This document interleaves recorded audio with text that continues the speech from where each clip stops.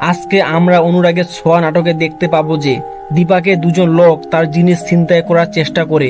দীপা কোনো উপায় না পেয়ে সাহায্য করার চিৎকার করে, কিন্তু কেউ আসে না।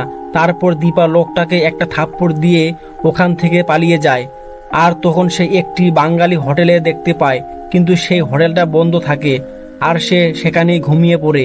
তারপর সেই সময় সূর্য আসে সেই বাঙালি হোটেলে খাবার কেনার জন্য, কিন্তু হোটেল বন্ধ থাকার কারণে সে ওখান থেকে চলে যেতে চাইলে দীপাকে দেখতে পায়, কিন্তু সে মনে করে অন্য মহিলা, তাই সে তাকে ডাক দেয় না। তারপর সূর্য সেখান থেকে চলে যায়।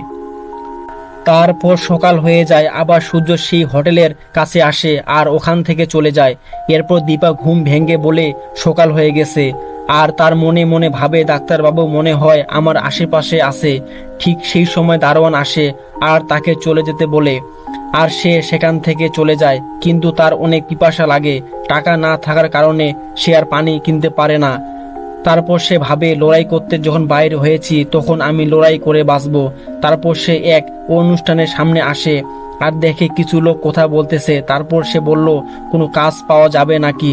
তারপর সেখানে থাকা দুজন লোক তাকে কাজ দিতে রাজি হয় আর তাকে বলে গান গাইতে হবে আর নাচতে হবে। আর সে গান গায়, সবাই তার গান পছন্দ করে আর তখন তাকে 500 টাকা পায়।